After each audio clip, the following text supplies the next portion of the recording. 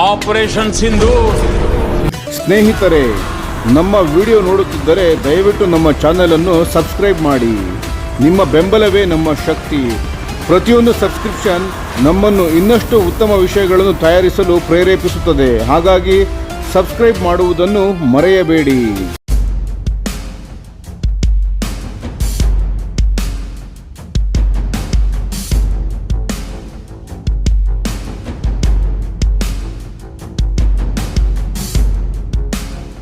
DRDOದ ಹೊಸ rocket sled ejection ಪರೀಕ್ಷೆ ಭಾರತದ ಯುದ್ಧ ವಿಮಾನಗಳ ಸುರಕ್ಷತಾ ವ್ಯವಸ್ಥೆಗೆ ಮತ್ತೊಂದು ಬಲ.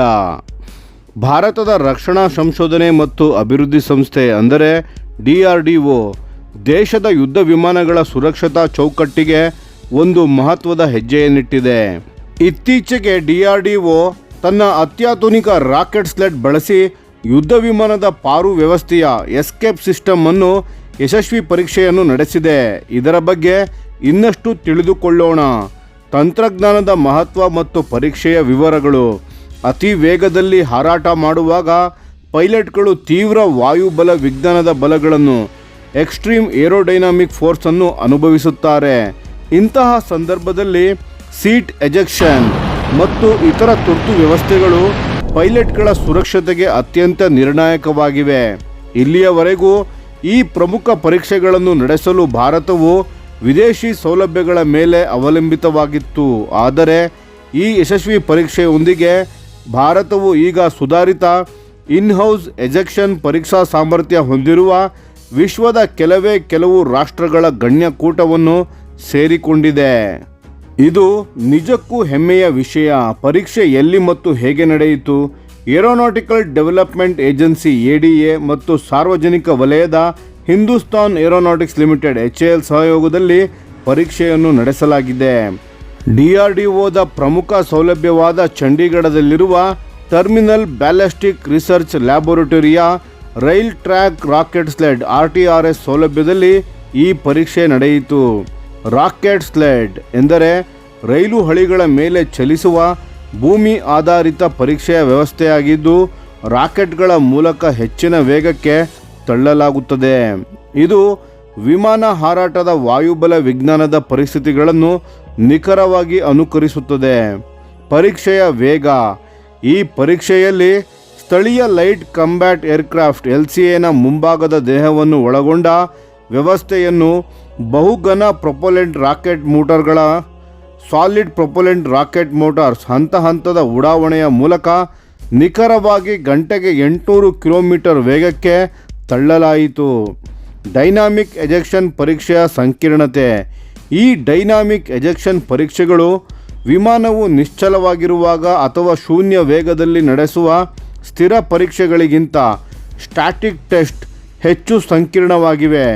ಪೈಲಟ್ನ ಸುರಕ್ಷತೆಯನ್ನು ಖಚಿತಪಡಿಸುವ ನಿಜವಾದ ಅಳತೆಗೋಲು ಈ ಡೈನಾಮಿಕ್ ಪರೀಕ್ಷೆಗಳೇ ಆಗಿವೆ.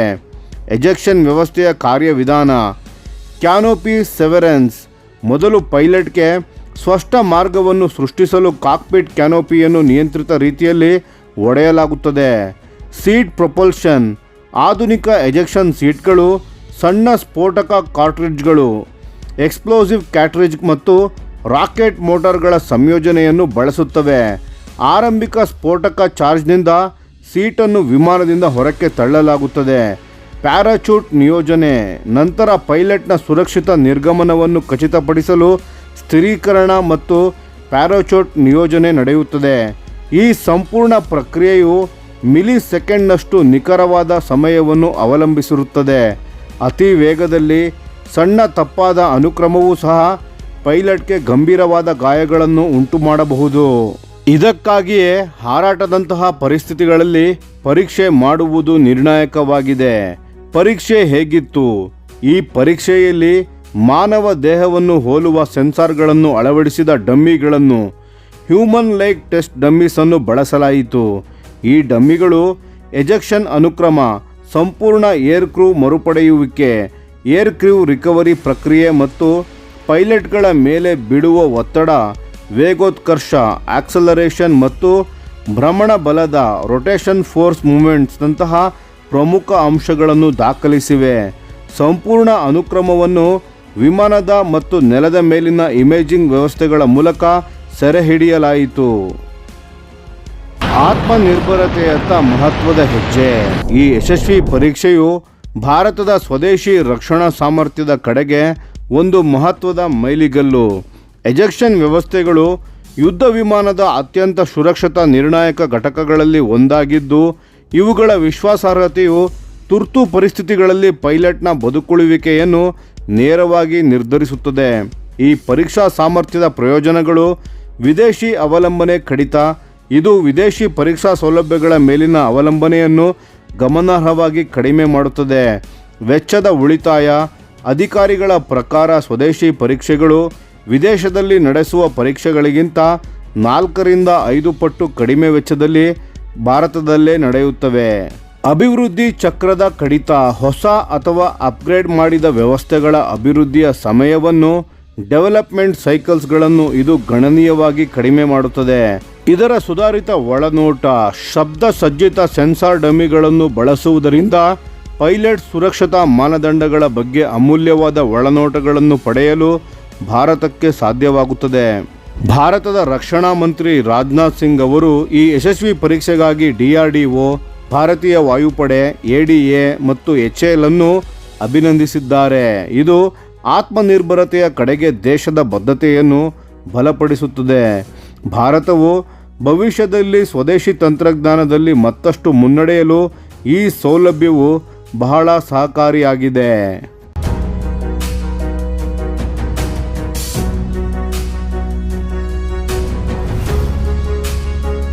ರಷ್ಯಾ ಭಾರತ ನೌಕಾ ಸಹಕಾರ.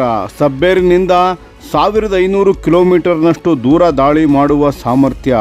ಭಾರತೀಯ ನೌಕಾಪಡೆಗೆ ಕಲಿಬ್ರ್ ಕ್ಷಿಪಣಿ. ಮರುಪ್ರಸ್ತಾಪಿಸಿದ ರಷ್ಯಾ. ಅಸ್ತಿತ್ವದಲ್ಲಿರುವ ಟಾರ್ಪಿಡೋ ಕೊಳವೆಗಳಿಂದ 1500 ಕಿಲೋಮೀಟರ್ ಸಬ್ ಲಾಂಚ್ ಸ್ಟ್ರೈಕ್ ಸಾಮರ್ಥ್ಯ. ಇತ್ತೀಚೆಗೆ ಭಾರತ ಮತ್ತು ರಷ್ಯಾ ನಡುವಿನ ನೌಕಾ ಸಹಕಾರವನ್ನು ಇನ್ನಷ್ಟು ಗಾಢವಾಗಿಸುವ ನಿಟ್ಟಿನಲ್ಲಿ ರಷ್ಯಾ ದೇಶವು ಭಾರತಕ್ಕೆ ಮತ್ತೊಮ್ಮೆ ಮಹತ್ವದ ಪ್ರಸ್ತಾಪವನ್ನು ನೀಡಿದೆ. ಅದೇನು ಗೊತ್ತಾ? ರಷ್ಯಾದ 3M14E ಕಲಿಬ್ರ್ PL land attack cruise ಕ್ಷಿಪಣಿ. ಈ ಕ್ಷಿಪಣಿಯನ್ನು ರಫ್ತು ಹೆಸರಿನಲ್ಲಿ ಕ್ಲಬ್ S ಎಂದು ಕೂಡ ಕರೆಯುತ್ತಾರೆ. ಇದರ ವಿಶೇಷತೆ ಏನೆಂದರೆ, ಇದು ಭಾರತೀಯ ಜಲಾಂತರ್ಗಾಮಿ ನೌಕೆಗಳಿಗೆ ಈಗಿರುವ 533 ಮಿಲಿಮೀಟರ್ ಟಾರ್ಪಿಡೋ ಕೊಳವೆಗಳನ್ನು ಬಳಸಿಕೊಂಡು ಬರೋಬ್ಬರಿ 1500 ಕಿಲೋಮೀಟರ್ಗಳಷ್ಟು ದೂರದವರೆಗೆ ನಿಖರವಾದ ಆಳ ದಾಳಿಯ ಡೀಪ್ ಸ್ಟ್ರೈಕ್ ಸಾಮರ್ಥ್ಯವನ್ನು ನೀಡಲು ಇರುವ ಅತ್ಯಂತ ವೇಗದ ಮತ್ತು ಬಹುಮುಖಿ ಮಾರ್ಗವೆಂದು ರಷ್ಯಾ ಬಿಂಬಿಸಿದೆ. ಈ ಮಾಡ್ಯುಲರ್ ಸಿಸ್ಟಮ್ನಿಂದ ಜಲಾಂತರ್ಗಾಮಿ ನೌಕೆಗಳಿಗೆ ಹೊಸ ರೂಪ. ಈ ವರ್ಷದ ಆರಂಭದಲ್ಲಿ ಮಾಸ್ಕೋದಲ್ಲಿ ಭಾರತೀಯ ನೌಕಾಪಡೆಯ ನಿಯೋಗಗಳಿಗೆ ರಷ್ಯಾದ ರೋಸ್ಬೋರ್ನ್ ಎಕ್ಸ್ಪೋರ್ಟ್ ಮತ್ತು ರುಬಿನ್ ವಿನ್ಯಾಸ ಬ್ಯೂರೋ, ರುಬಿನ್ ಡಿಸೈನ್ ಬ್ಯೂರೋ ಅಧಿಕಾರಿಗಳು ಈ ಬಗ್ಗೆ ವಿವರಣೆ ನೀಡಿದ್ದಾರೆ. ಅವರು ಹೇಳಿರುವ ವಿಷಯವೇನೆಂದರೆ, ಈ ಕಲಿಬ್ರ್ ಕುಟುಂಬವು ಕೇವಲ ಒಂದು ಶಸ್ತ್ರಾಸ್ತ್ರವಲ್ಲ, ಬದಲಿಗೆ ಇದು ಸಂಪೂರ್ಣ ಮಾಡ್ಯುಲರ್ ವ್ಯವಸ್ಥೆ. ಅಂದರೆ ಯಾವುದೇ ರಚನಾತ್ಮಕ ಮಾರ್ಪಾಡುಗಳ ಅಗತ್ಯವಿಲ್ಲದೆ ಪ್ರತಿಯೊಂದು ಜಲಾಂತರ್ಗಾಮಿ ನೌಕೆಯನ್ನು ಒಂದು ಬಹುಪಾತ್ರದ ಮಲ್ಟಿ ರೋಲ್ ಕಾರ್ಯತಂತ್ರದ ವೇದಿಕೆಯಾಗಿ ಪರಿವರ್ತಿಸುತ್ತದೆ. ಭಾರತಕ್ಕೆ ಇದು ಪರಿಪೂರ್ಣ ಸೇತುವೆಯ ಪರಿಹಾರ. ಈ ಚರ್ಚೆಗಳಲ್ಲಿ ಹತ್ತಿರದಿಂದ ಪಾಲ್ಗೊಂಡಿರುವ ಹಿರಿಯ ನೌಕಾ ವಿಶ್ಲೇಷಕರೊಬ್ಬರು ನೀಡಿದ ಮಾಹಿತಿಯಂತೆ, ಭಾರತೀಯ ನೌಕಾಪಡೆಗೆ ಈಗಿನ ಪರಿಸ್ಥಿತಿಯಲ್ಲಿ ಈ ಕಲಿಬ್ರ್ PL ಕ್ಷಿಪಣಿಯು ಒಂದು ಪರಿಪೂರ್ಣ ಸೇತುವೆ ಪರಿಹಾರ, ಪರ್ಫೆಕ್ಟ್ ಬ್ರಿಡ್ಜ್ ಸೊಲ್ಯೂಷನ್ ಆಗಿದೆ. ನಮ್ಮದೇ ಆದ DRDOದ ಸಬ್ಮೆರಿನ್ ಲಾಂಚ್ಡ್ ಕ್ರೂಸ್ ಕ್ಷಿಪಣಿ SLCM ಅಭಿವೃದ್ಧಿಯ ಹಂತದಲ್ಲಿದೆ. ಇದು ಪೂರ್ಣಗೊಳ್ಳಲು ಇನ್ನೂ 4ರಿಂದ 6 ವರ್ಷಗಳು ಬೇಕಾಗಬಹುದು. ಅಲ್ಲಿಯವರೆಗೆ ಈ ಕಲಿಬ್ರ್ ಕ್ಷಿಪಣಿಯು ನಮ್ಮ ಪ್ರತಿ ಕಿಲೋ ಕ್ಲಾಸ್ ಮತ್ತು ಸ್ಕಾರ್ಪಿನ್ ಜಲಾಂತರ್ಗಾಮಿ ನೌಕೆಗಳಿಗೆ, ಬ್ರಹ್ಮೋಸ್ ಕ್ಷಿಪಣಿಯನ್ನು ಹೊಂದಿರುವ ಯುದ್ಧ ನೌಕೆಗಳಿಗೆ ಸರಿಸಮವಾದ ಕಾರ್ಯತಂತ್ರದ ನೆಲ ದಾಳಿ ಸಾಮರ್ಥ್ಯವನ್ನು ತಕ್ಷಣವೇ ನೀಡುತ್ತದೆ. ಪರಮಾಣು ನಿರೋಧಕ ಶಕ್ತಿ ಹೆಚ್ಚಳ. ಭಾರತೀಯ ನೌಕಾಪಡೆಯು 2030ರ ನಂತರ ಹಂತ ಹಂತವಾಗಿ ಸೇವಾ ನಿವೃತ್ತಿ ಪಡೆಯಲಿರುವ ಹಳೆಯದಾದರೂ ಇನ್ನೂ ಮಾರಕವಾಗಿರುವ ನೌಕಾಪಡೆಯ ಕಿಲೋ ಕ್ಲಾಸ್ ಸಬ್ಮೆರಿನ್ಗಳು ತಮ್ಮ ಫೈರ್ ಪವರನ್ನು ಹೆಚ್ಚಿಸಲು ಸಕ್ರಿಯ ಮಾರ್ಗಗಳನ್ನು ಹುಡುಕುತ್ತಿರುವ ಈ ಸಂದರ್ಭದಲ್ಲಿ ರಷ್ಯಾದ ಈ ಪ್ರಸ್ತಾಪ ಮುಂದೆ ಬಂದಿದೆ. 9 ಕಿಲೋ ಕ್ಲಾಸ್ ಸಬ್ಮೆರಿನ್ಗಳಲ್ಲಿ ಕನಿಷ್ಠ 6ಕ್ಕೆ ಕಲಿಬ್ರ್ ಕ್ಷಿಪಣಿಯನ್ನು ಅಳವಡಿಸಿದರೂ ಇದು ತಕ್ಷಣವೇ ಎರಡನೇ ದಾಳಿಯ ನಿರೋಧಕ ಶಕ್ತಿಯನ್ನು ಅಂದರೆ ಸೆಕೆಂಡ್ ಸ್ಟ್ರೈಕ್ ಡಿಟರೆಂಟ್ ಅನ್ನು ಸೃಷ್ಟಿಸುತ್ತದೆ. ಪರ್ಷಿಯನ್ ಕೊಲ್ಲಿಯಿಂದ ಮಲಕ್ಕಾ ಜಲಸಂಧಿಯವರೆಗೆ ನೀರೊಳಗೆ ಪತ್ತೆಯಾಗದಂತೆ ಉಳಿದು ಆರ್ಥಿಕ ಮತ್ತು ಮಿಲಿಟರಿ ಮಹತ್ವದ ಸ್ಥಳಗಳನ್ನು ಗುರಿಯಾಗಿಸುವ ಸಾಮರ್ಥ್ಯ ಇದರಿಂದ ದೊರೆಯುತ್ತದೆ. ಕಲಿಬ್ರ್ ಒಂದು ಮಧ್ಯಂತರ ಪರಿಹಾರವೇ ಹೊರತು ಪರ್ಯಾಯವಲ್ಲ. DRDO ಮತ್ತು ರಷ್ಯಾದ NPOM ಸಹಯೋಗದಲ್ಲಿ ನಡೆಯುತ್ತಿರುವ ದೇಶೀಯ SLCM ಕಾರ್ಯಕ್ರಮವು ದೀರ್ಘಾವಧಿಯ ಗುರಿಯಾಗಿದ್ದರೂ ನೌಕಾಪಡೆಯ ಅಧಿಕಾರಿಗಳು ಕಲಿಬ್ರನ್ನು ಕಡಿಮೆ ಅಪಾಯದ ಹೆಚ್ಚು ಪರಿಣಾಮಕಾರಿ ಮಧ್ಯಂತರ ಸಾಮರ್ಥ್ಯ ಇಂಟರ್ಮ್ ಕೇಪಬಿಲಿಟಿ ಎಂದು ಪರಿಗಣಿಸಿದ್ದಾರೆ.